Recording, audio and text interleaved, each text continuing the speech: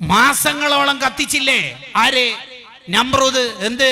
തീക്കുണ്ടാരം. എന്തിനെ? ഇബ്രാഹിം നബിയെ കത്തിച്ചു കൊല്ലാൻ. എന്നിട്ട് ഇബ്രാഹിം നബിയെ എങ്ങനെയാണ് ആ തീക്കുണ്ടാരത്തിൽ ഇടുക എന്ന ആലോചനയിൽ ഇബ്ലീസ് വന്ന് നിർദ്ദേശം കൊടുത്തു. ഒരു വില്ലുണ്ടാക്കുക, എന്നിട്ട് അമ്പിന്റെ പകരം ഇബ്രാഹിമിനെ വെക്കുക, എന്നിട്ട് ഇവിടുന്ന് വിട്ടേക്കുക. ഇബ്രാഹിം നബി അലൈഹി സ്വലാമിനെ വില്ലിൽ നിന്ന് വിട്ടു, അമ്പായിട്ട് വിട്ടു. തീക്കുണ്ടാരത്തിലേക്ക് ചെന്ന് പതിക്കുന്ന ഫ്യൂ സെക്കൻഡ്സ്. അങ്ങനെയൊന്നും പറയാനില്ല, നിമിഷാർദ്ധങ്ങൾ, ഇനി കുറഞ്ഞ നിമിഷങ്ങൾ മാത്രം. ആ സമയത്ത് തീയുടെ ഡ്യൂട്ടിയുള്ള മലക്ക് പോയിട്ട് ചോദിക്കുന്നുണ്ട്, എന്തെങ്കിലും ആവശ്യമുണ്ടോ? എന്തെങ്കിലും ആവശ്യമുണ്ടോന്ന്. തീയിലാണല്ലോ വീടെന്തത്, എന്തേലും ആവശ്യമുണ്ടോന്ന്.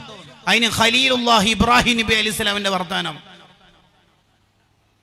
നോ താങ്ക്സ്, ഒരാവശ്യമില്ല, ഏൽപ്പിക്കേണ്ട ആളെ ഏൽപ്പിച്ചിട്ടുണ്ട്, നോ താങ്ക്സ്, ഒരാവശ്യമില്ല, ഏൽപ്പിക്കേണ്ട റബ്ബിനെ ഏൽപ്പിച്ചിട്ടുണ്ട്.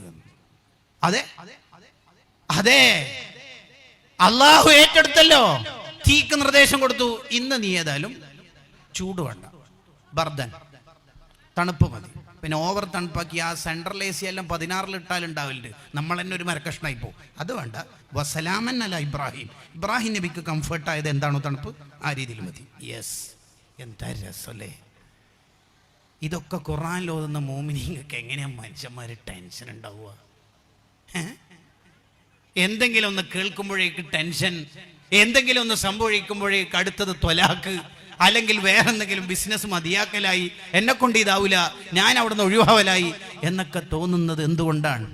അതാണ് ഈമാനിന്റെ കുറവ്, അള്ളാഹുലുള്ള വിശ്വാസത്തിന്റെ കുറവ് എന്ന് പറയുന്നത്. ഒരു പരീക്ഷണം നമുക്ക് വരുന്നത് എന്തിനായിരിക്കും? ഇദാ ഹബ്ബല്ലാഹു അബ്ദൻ ഇബ്തലാഹു. ഒരു പരീക്ഷണം അള്ളാഹു നൽകുന്നത് ഒന്നിക്കിൽ നമ്മളെ ശുദ്ധീകരിക്കാൻ, കഴിഞ്ഞ കാലങ്ങളിലുള്ള തെറ്റുകുറ്റങ്ങളൊക്കെ പുറത്തു തരാൻ. ഒരു ബില്ല് പാസ്സാവുമ്പോഴേക്ക് നമ്മൾ എന്തിനാ ബേജാറാവണത്? എന്തിനാ ഇപ്പൊ ബേജാറാവണത്?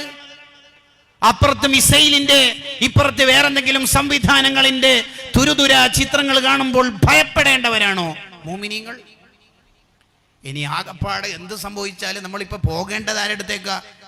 നമ്മുടെ സ്നേഹം നമുക്കെല്ലാം തന്ന അള്ളാഹുലേക്കല്ലേ. എന്തിനാ പേടിക്കേണ്ടത്? സോഷ്യൽ മീഡിയയിലെ ചർച്ചകളോ വേറെന്തെങ്കിലും വീഡിയോസോ കണ്ടിട്ട് പേടിക്കാനുള്ളവരല്ല നമ്മൾ. ഒരു പരീക്ഷണം നമുക്ക് ലഭിക്കുന്നതിന്റെ ലക്ഷ്യങ്ങൾ അറിയാൻ വേണ്ടി മാത്രം ഇമാം റാസി റളിയല്ലാഹു അൻഹു ദീർഘമായി ചർച്ച ചെയ്യുന്നുണ്ട്. ഒന്നുകിൽ നമ്മളെ ദോഷം പൊറുക്കാൻ, അല്ലെങ്കിൽ നമ്മളെ ഒന്ന് ദർജ വർദ്ധിക്കാൻ.